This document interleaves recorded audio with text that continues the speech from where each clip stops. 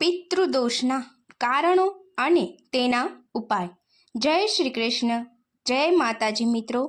આજે સૌ પ્રથમ આપણે પિતૃદોષ એટલે શું એ જાણીશું અને ત્યારબાદ પિતૃદોષમાંથી મુક્તિ મેળવવાના ઉપાયો જોઈશું। તે પહેલાં જો આપ અમારી ચેનલમાં નવા હોય તો ચેનલને સબસ્ક્રાઈબ કરી વિડીયોને છેક સુધી જોતા રહેવું, એટલે આપને સંપૂર્ણ માહિતી મળી રહે। મિત્રો, પિતૃદોષ એ દેવતાનો કોપ જેટલો જ દ્રઢ માનવામાં આવે છે। જો દેવતા કોપાયમાન થાય તો દુકાળ પડે છે, પણ જો પિતૃ કોપાયમાન થાય તો ઘરમાં દુકાળ પડવો, માંદગી આવવી, કારણ વિનાનું ચીડાવવું, જમતી વેળાએ ઝઘડા થવા તેમજ અન્ન આરોગવા ન દેવું જેવા ત્રાસ થાય છે।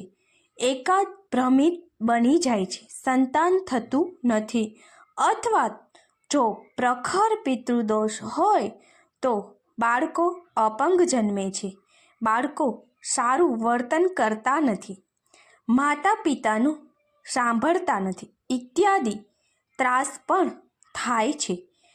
તે માટે પ્રત્યેકે ભૂલ્યા વિના વર્ષમાં એકવાર પિતૃના નામથી શ્રાદ્ધ કરવું।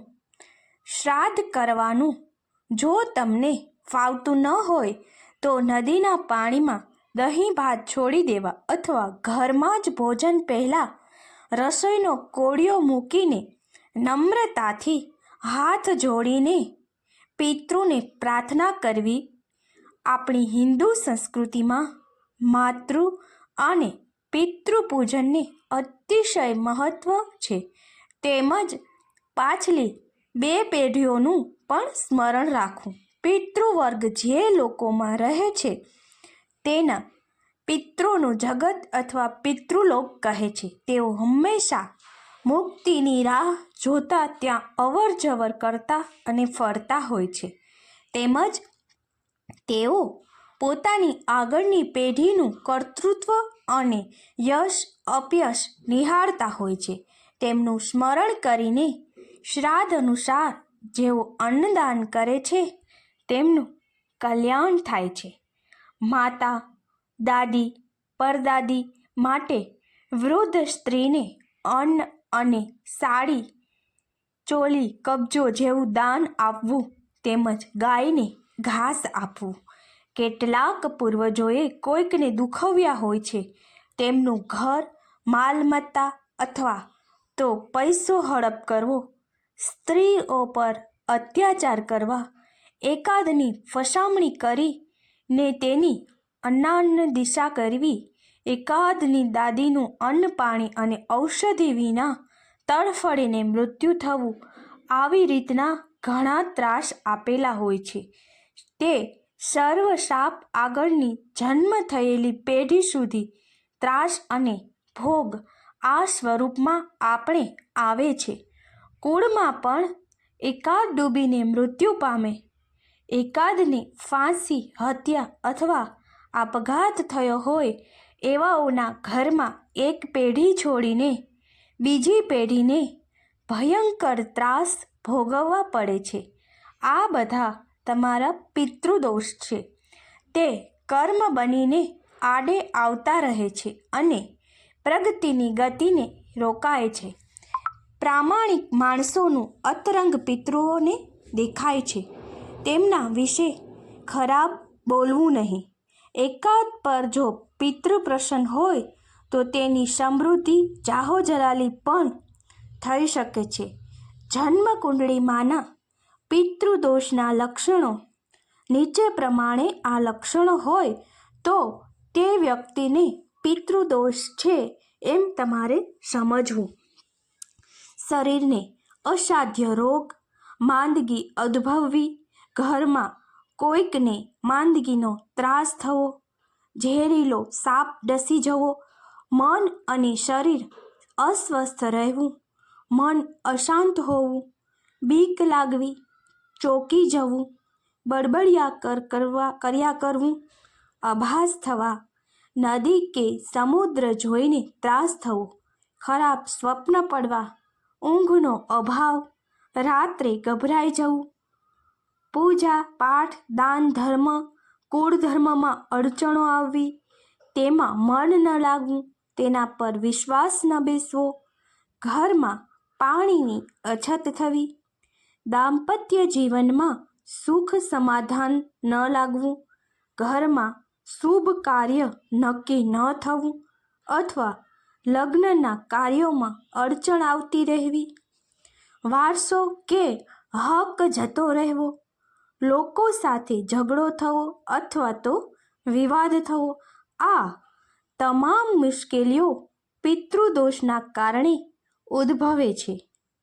પિતૃદોષના મુક્તિ ઉપાય: અખંડ 5 વર્ષ જો ઘરમાં પૂર્વજોનું શ્રાદ્ધ થતું ન હોય તો નારાયણ, નાગબલી, ત્રિપિંડી 3 પેઢીઓની શ્રાદ્ધ વિધિ અને તીર્થ શ્રાદ્ધ કરવાથી પિતૃદોષની શાંતિ થઈને પિતૃગણોના શુભ આશીર્વાદ અને પુણ્ય આપણને પ્રાપ્ત થાય છે. નિયમિત રીતે શ્રદ્ધાથી કર્મો કરીને થનારા લાભ: જો કોઈ નિયમિત રીતે શ્રદ્ધાથી કર્મો કરે છે તેમને પિતૃની સંતુષ્ટતાથી આયુષ્ય, કીર્તિ, બળ, તેજ, ધન, સંતાન, સંસાર સુખ, આરોગ્ય, સન્માન ઇત્યાદિ બાબતો પ્રાપ્ત થાય છે. આથી ભૌતિક સ્થૂળ રાજ્યના સંચાલક અને કુળના નિત્ય રક્ષક આપણા પિતૃ જ છે. તેને કારણે પિતૃની તૃપ્તિથી ઐહિક સુખનો લાભ થાય છે. પિતૃના આશીર્વાદ વિના આધ્યાત્મિક પ્રગતિ અને ઈષ્ટ દેવતાઓની કૃપા પ્રાપ્તિમાં પણ અડચણો નિર્માણ થાય છે. તેથી પિતૃની તૃપ્તિને અગ્રક્રમ છે. પ્રથમ પિતૃને, ત્યાર પછી કુળદેવી દેવતા, ત્યાર પછી ઈષ્ટદેવની કૃપા, આ રીતે ક્રમ છે. ટૂંકમાં મહત્વનું એટલે પારલૌકિક સુખ આપવા માટે પણ મૂળ પિતૃ જ કારણભૂત હોય છે.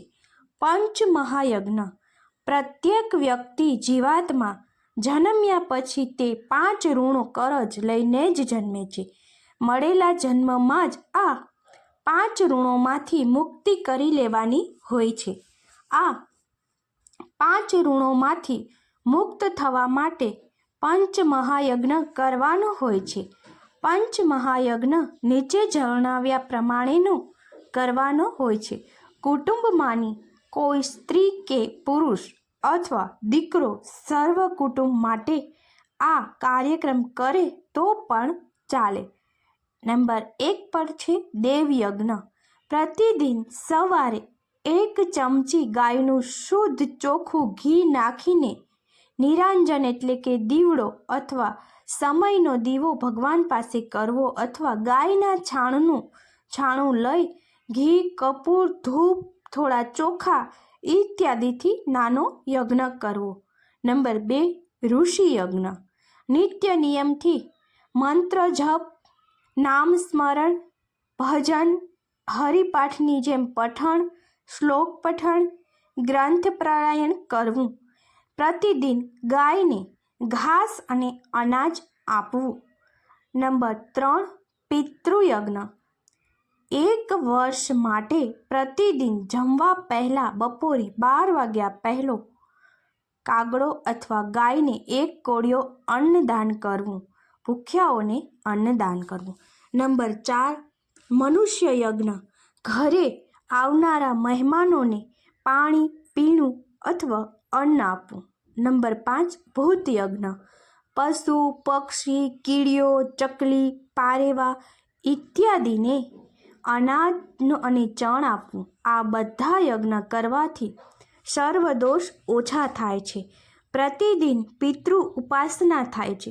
જન્મ, લગ્ન અથવા રાશિ કુંડળીમાં 5મ સ્થાનમાં અથવા 9મા સ્થાનમાં કેતુ, અષ્ટમમાં અથવા 12મા ખાનામાં ગુરુ અથવા પીડિત રવિ અથવા ચંદ્ર આ પ્રકાશિત ગ્રહો કુંડળીમાં રવિ કેતુથી, ગુરુ રાહુથી પીડિત લક્ષણો જન્મ કુંડળીમાં પિતૃદોષ બતાવે છે. પ્રખર પિતૃદોષોને કારણે અનાકર્ષક બને છે. મુખ અનાકર્ષક બને છે.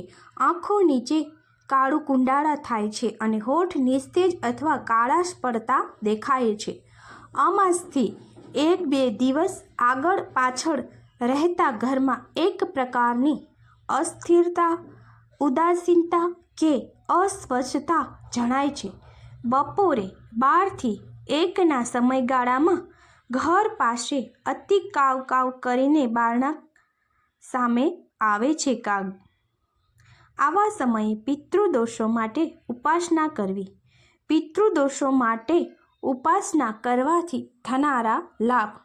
પિતૃદોષોને કારણે થનારા ત્રાસ દૂર થાય છે. એકાદ સિદ્ધિ સાધી સુંદર સુશિક્ષિત દીકરીના માતા પિતાને આર્થિક સુવિધા હોવા છતાં અતિશય પ્રયત્નો કરવા છતાં પણ તેના લગ્ન લેવાતા નથી. કુળદેવીની સેવા કરીને પણ માર્ગ જળતો નથી. આવા સમયે પ્રમુખતાથી પિતૃદોષ કારણભૂત હોય છે. આ પિતૃદોષોનું નારાયણ નાગબલિથી નિરસન કરવાથી સાથે જ અપેક્ષા કરતાં ઉત્તમ વર મળીને ઓછા ખર્ચમાં વિવાહ થાય છે. પ્રતિદિન રામરક્ષા, મારુતિ સ્તોત્ર, શ્લોક, પ્રાર્થના, હરિપાઠ, ગ્રંથ વાંચન પણ કરવું. તેના કારણે માનસિક સમાધાન અને સ્વાસ્થ્ય પણ સારું પ્રાપ્ત થાય છે. મિત્રો, આશા રાખું છું કે આપને આ માહિતી ઉપયોગી થઈ હશે. જય પિતૃદેવ. સૌને સુખ શાંતિ આપે એવી દેવોને પ્રાર્થના. જય શ્રી